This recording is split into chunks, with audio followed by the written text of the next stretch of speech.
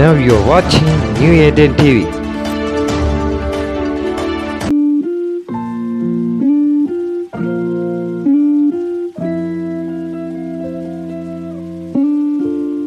அன்பான சகல சகோதரிகளே, ஆண்டவராகிய இயேசு கிறிஸ்து நாமத்தில் உங்கள் அனைவரையும் வாழ்த்தி வரவேற்கிறேன். இன்றைக்கான தினவசனம் நீதிமொழிகள் 19ஆம் அதிகாரம் 17ஆம் இறைவசனம். ஏழைக்கு இறங்குகிறவன் கர்த்தருக்கு கடன் கொடுக்கிறான், அவன் கொடுத்ததை அவர் திரும்ப கொடுப்பார். கர்த்தருக்கு மகிமை உண்டாதாக. ஏழைக்கு இறங்குகிறவர்களாக நாம் இருக்க வேண்டும் என்று ஆண்டவர் எதிர்பார்க்கிறார். இன்றைக்கு நாம் சபைகளுக்கு செல்லுகிறோம், ஊழியத்தை செய்கிறோம், மற்றவர்களுக்கு உதவும் மனப்பான்மையோடு இருக்கிறோமா என்று இன்றைக்கு நாமே நம்மளை கேள்வி கேட்க வேண்டும் என்று ஆண்டவர் சொல்கிறார். பொதுவாக நாம் நிறைய மக்களுக்கு என்ன சிந்தனை என்றால், நம்மக்கிட்ட இருந்தால் கொடுக்க போகிறோம், நம்மளே கடன் பட்டுருக்கோம், நம்ம எப்படி கொடுக்க என்று எல்லோரும் நினைப்பதுண்டு. ஆனால் இங்கு பல லட்சம் சம்பாதித்து விட்டு அதிலிருந்து ஒரு பகுதியை நாம் கொடுக்கிறதோட கஷ்டமான சூழ்நிலையில் இருக்கும் பொழுது மற்றவருக்கு உதவும் சிந்தனையோடு இருக்கிறோமா? எனக்கு அன்பான சகோதர சகோதரிகளே, ஆண்டவர் சொல்லுகிறார், இன்றைக்கு நான் உங்களுக்கு ஆசீர்வாதத்தை தருகிறேன். ஏனென்றால் நம்மளே கஷ்டப்பட்டு இருக்கோம்.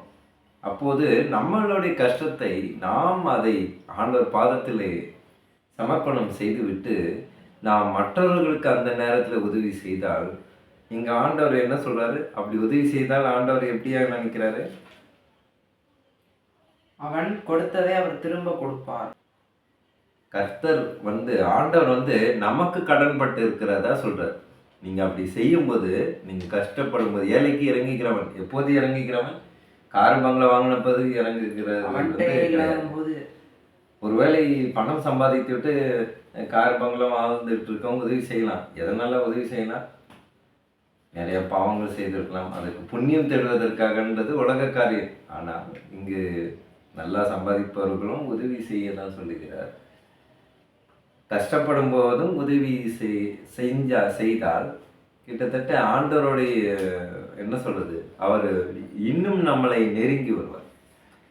ஆண்டவர் இன்னும் நம்மளை நெருங்கி வருவார். ஏனென்றால், மகனே, நீ கஷ்டப்பட்டுக்கிட்டு இருக்கும்போது நீ மற்றவங்களுக்கு உதவி செய்யணும்னு நீ நினைக்கிறியே, உன்னை நான் கண்டிப்பாக ஆசீர்வதிக்கிறேன்.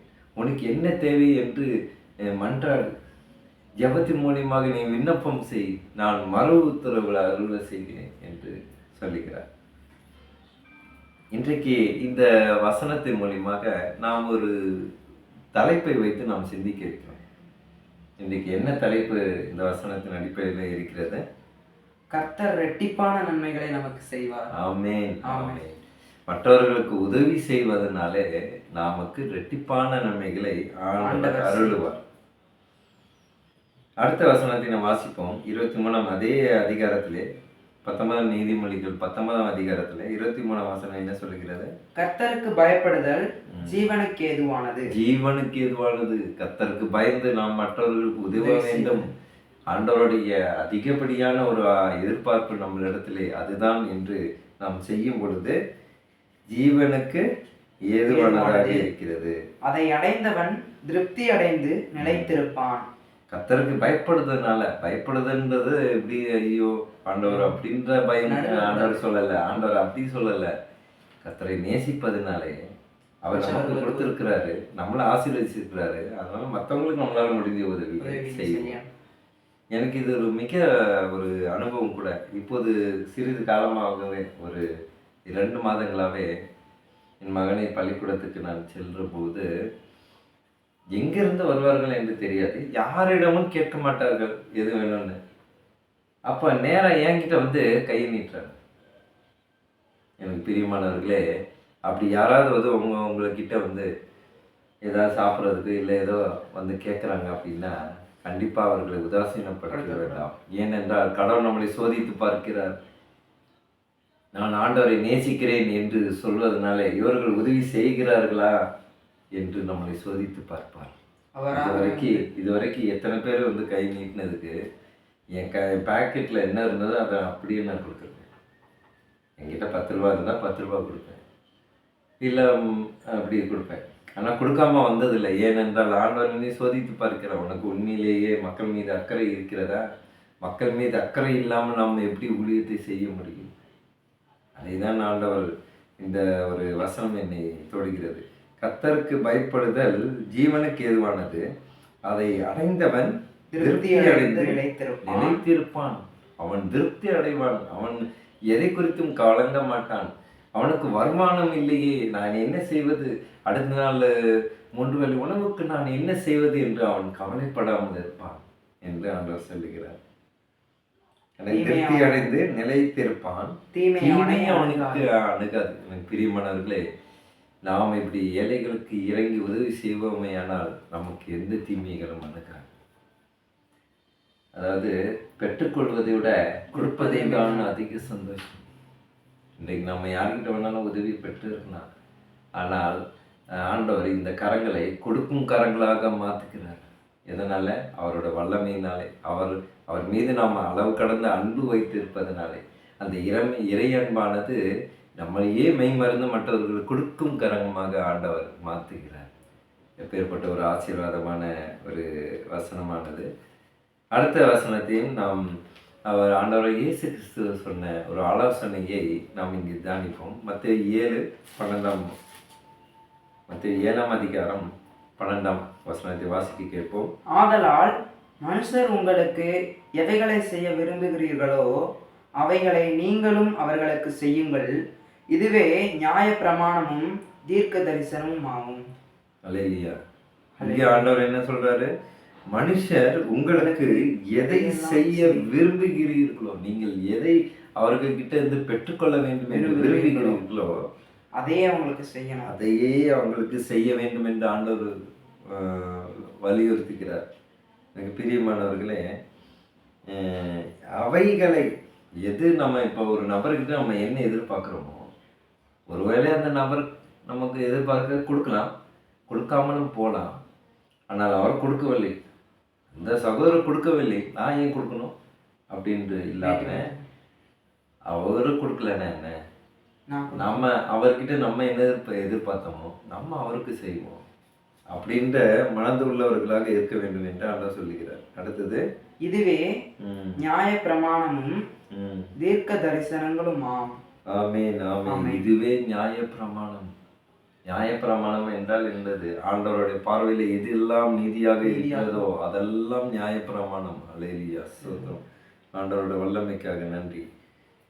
அப்படி இருக்கும்போது நியாய பிரமாணமும் தீர்க்க தரிசனமும்.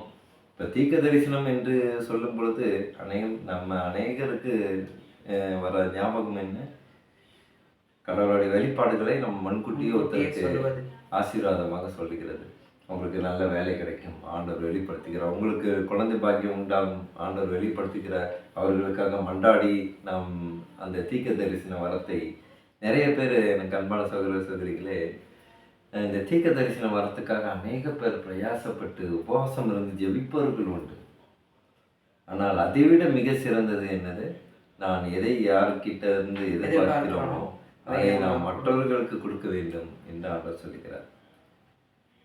நம்மளோட ஊழியத்தில் கூட இந்த ஊழியத்துக்கு வருவதற்கு முன்பதாகவே நான் அநேக ஏழைப்பட்ட நடுத்தர குடும்பமாக இருந்தாலும் சரி, நான் ரொம்ப ஏழ்மையாக இருந்தாலும் சரி, அத்தனை குழந்தைகளுக்கும் நான் செய்வேன்.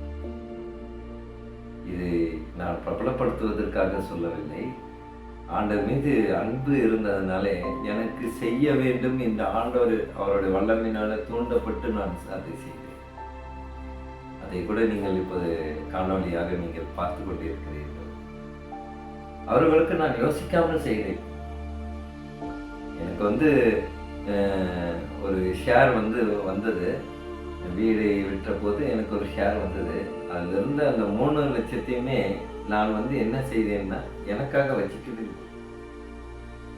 யார் யாருக்கெல்லாம் எங்கெல்லாம் குறைவாக இருந்தது, எங்கெல்லாம் அவர்களுக்கு உதவி தேவைப்பட்டதோ அந்த குழந்தைகளுக்கு கல்விக்காகவும் எப்படி நான் கொடுத்தேன்.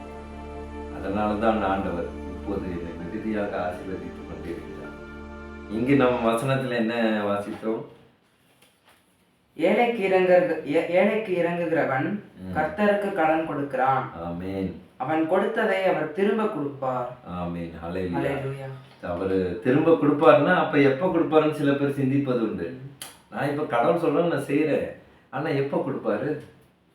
நான் இந்த மாசம் ஒருத்தருக்கு செய்யறேன், ஜூலை மாசம் ஒருத்தருக்கு நல்லது செய்யறேன், அப்ப ஆகஸ்ட் மாசம் கொடுப்பாரா எதிர்பார்க்கிறது அப்படின்னு சில பேர் நினைப்பது உண்டு. எனக்கு செய்ய போறாங்கன்னா நான் அவங்களுக்கு செய்யலாம். சில பேர் உதவிகளை செய்வதே மற்றவர்களுக்கு உதவி பெறுவதற்காக தான் செய்து கொண்டு இருக்கிறார்கள். இந்த உலகத்தில் இருக்க அநேக மக்கள் அதை பிரபலப்படுத்தியும் வைத்திருக்கிறார்கள். நான் இத்தனை பேருக்கு இது செஞ்சேன் அதை செஞ்சேன் என்று சொல்கிறார்கள்.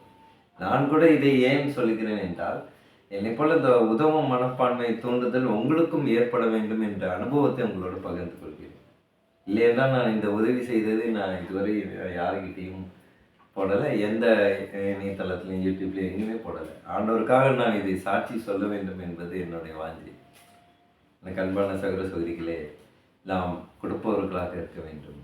ஏழைகளுக்கு இறங்கி அவர்களுக்கு என்ன அடிப்படை தேவைகளோ நம்மளால் முடிந்ததை, அதாவது 10ல் ஒரு பங்கு கொடுத்துப்பாரு, கடன் இல்லாமல் நடத்துவாருன்னு ஒரு பாட்டு கூட இருக்கு. 10ல் ஒரு பங்கு கொடுக்குறோம், அது எங்கே? மக்களுக்கு கொடுக்கணும். அதை தான் இங்கே ஆண்டவர் எதிர்பார்க்கிறார். நீங்கள் என்னை நேசிக்கிறேன் என்று சொல்லுகிற நீங்கள் என் நாமத்தை குறித்து என்னை மகிமைப்படுத்தும் வண்ணமாக மற்றவர்களுக்கு நீங்கள் கொடுங்கள். நீங்கள் மற்றவர்களிடத்திலிருந்து என்ன எதிர்பார்க்கிறீர்களோ அதை நீங்கள் கொடுங்கள். அப்போது உங்களுக்கு பரலோகத்தில் மிகுதியான பொக்கிஷம் இருக்கிறது. ஆண்டவர் இயேசு கிறிஸ்து 3ஆம் நாள் உயிர்த்தெழுந்த பிறகு என்ன சொன்னார்? நான் போய் உங்களுக்காக ஒரு இடத்தை ஏற்பாடு செய்கிறேன் என்று. நான் இங்கு செய்யப்படும் இங்கு நாம் இந்த பூமியில் என்னெல்லாம் கட்டப்படுகின்றதோ அதுவும் பரலோகத்தில் கட்டப்படும். நாம் இங்கு நன்மை செய்தால் பரலோகத்தில் நமக்காக நன்மைகளை செய்து கொண்டிருப்பார். நான் முன்ன தினாசனர் சொன்னது போல ஜீவ புஸ்தகத்திலே நம்மளுடைய பெயர் அளிக்கப்படாது. அந்த ஜீவ புஸ்தகம் எதற்கு? அந்த ஜீவ புஸ்தகமானது நியாய தீர்க்கும் போது யாரையெல்லாம் பரலோகத்துக்கு எடுத்துக்கொள்ளப்படுகிறோமோ, யாரையெல்லாம் நரகத்துக்கு தள்ளப்பட போகிறோமோ, அப்போ தள்ளப்பட போகும் நபர்கள் எல்லாம் ஜீவ புஸ்தகம் அழைச்சிடும். இதுதான் ஆண்டவருடைய வெளிப்பாடு. வெளியேற்பாடு புத்தகத்தை நம்ம வாசித்தோம்னா மிகுதியான என்னென்ன நடக்கப் போகிறது, என்னென்ன அடையாளங்கள் வரப்போகிறது என்று தெளிவாக ஆண்டவர் வெளிப்படுத்தியிருப்பார். பிரியமானவர்களே, ஏழைக்கு இறங்கினார், அவர் கடன்பட்டதாக அவர் நம்ம கூட பேசிக்கிறார். அவர் கொடுத்ததை, நாம் கொடுத்ததை அவர் திரும்ப கொடுப்பார். அது எப்போது கொடுப்பார், எந்த நேரத்தில் கொடுப்பார் என்று நாம் அதை கணக்கு வைக்காமல் நாம் வாழ உதவி செய்துவிட்டு நாம் மற்ற காரியங்களிலே நாம் கவனம் செலுத்த வேண்டும். எனக்கு பிரியமானவர்களே, இந்த வசனத்துக்கு இசைவாக இன்னொரு விஷயத்தை நான் உங்களோடு பகிர்ந்து கொள்ள ஆசைப்படுகிறேன். இப்படி ஒரு வசனத்தை நான் நேற்று சிந்திக்கும் பொழுது ஆண்டவர் எனக்கு ஒரு விஷயத்தை வெளிப்படுத்தினார். அதை உங்களோடு பகிர்ந்து கொள்கிறேன். நம்ம இந்த ட்ரஸ்ட் குழந்தைகள்லாம் இருக்கிறாங்க. அவங்களுக்கு எனக்கு ரொம்ப நாளாகவே இதை பற்றி கேட்டுக்கொண்டே இருக்கிறாங்க. இந்த ட்ரஸ்ட் குழந்தைகளுக்காக நம்மளால் முடிந்த ஏதாவது ஒரு உதவியை செய்யலாம். இந்த வசனத்துக்கு இசைவாக அதை செயல்படுத்தும் விதமாக அட்லீஸ்ட் நம்மளால் முடிந்த ஒரு காணிக்கைகளை எல்லாம் சேகரித்து, நன்கொடைகளை சேகரித்து நாம் அந்த ட்ரஸ்ட்டுக்கு போய் செய்யலாம்னு நாங்கள் மனதாக இருக்கிறோம். எங்கள் அன்பான சகோதர சகோதரிகளே, இதை குறித்து உங்களால் முடிந்த உதவிகளை நீங்கள் தாராளமாக கொடுத்து ஆண்டவரை மகிமைப்படுத்தலாம்.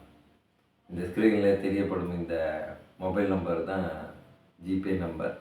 உங்களால் முடிந்தது ஒரு 50 100, அது என்ன எவ்வளோ அமௌண்ட்டுலாம் நான் சொல்ல மாட்டேன். உங்களால் முடிந்தது, உங்கள் மனதில் ஆண்டவர் என்ன ஏவுதலை கொடுக்கிறாரோ அதை நீங்கள் எனக்கு ஜிபே மூலமாக அனுப்பலாம். நான் காலம் அவகாசம் கேட்டு இருக்கிறேன். இதை நான் கண்டிப்பாக நான் செய்ய நான் மனதுள்ளவனாக இருக்கிறேன், வாஞ்சியாக இருக்கிறேன். இதற்காகவும் நீங்கள் ஜெபித்துக் கொள்ளுங்கள். இன்றைக்கு இந்த தினவசனம் மூலமாக நாம் அநேக பேருக்கு கொடுத்து மக்களுடைய மனதிலே ஆண்டவருடைய அன்பை பதிய வைக்க இதை விட மிக சிறந்த ஒரு வாய்ப்பு எதுவும் இருக்காது. நாம் ஜெபிப்போம். ஸ்தோத்திர கர்த்தாவை துதிக்கிறோம் எங்கள் அன்பு நேசரே. அப்புறம் நீ சொல்லப்பட்டது போல ஏழைகளுக்கு இறங்குகிறதுனாலே நீர் எங்களுக்கு கடன்பட்டதாக இருக்கிறீர் என்று சொல்லுகிறீர் ஆண்டவரே. பேர்பட்ட ஒரு ஜீவனல் வார்த்தை நீர் தருகிறேன். எப்படியெல்லாம் எங்களை ஆசீர்வதிக்கிறேன். நாங்கள் இன்னதென்று தெரியாமல் திகைத்து போய் எங்கேயோ இருந்தோம். ஆனால் எங்கேயோ இருந்து சேற்றிலிருந்து எங்களை மீட்டெடுத்தீரே. புனித வாழ்வுக்குள்ளே எங்களை வர வைத்தீரே. நன்றி அப்பா. உம்முடைய மகிமையையும் உம்முடைய வளமையை நாங்கள் அறிந்திருக்கிறோம். அதுபோல ஏழை எளிய மக்களுக்காக ஜெபிக்கின்றோம். அவர்களுக்கு என்ன தேவைகளோ அதையெல்லாம் முடிந்தவரையில் இந்த ஊழியத்தை மூலியமாக எங்களால் முடிந்த உதவிகளை நாங்கள் செய்ய மனதாக இருக்கிறோம். எங்கள் அன்பு சகோதர சகோதரிகளுக்காக ஜெபிக்கின்றோம். அவர்களுக்கும் இந்த மற்றவர்களுக்கு உதவும் மனப்பான்மையோடு அவர்களும் பல மக்களை சந்திக்கும் பொழுது அவர்களும் கொடுக்கிற கரங்களாக மாற்ற தேவ கிருபை செய்வார்கள். ஸ்தோத்திரத்தாவை துதிக்கிறோம். இயேசு மூலியமா ஜெபிக்கின்றோம் நல்ல பிதாவே. ஆமென்.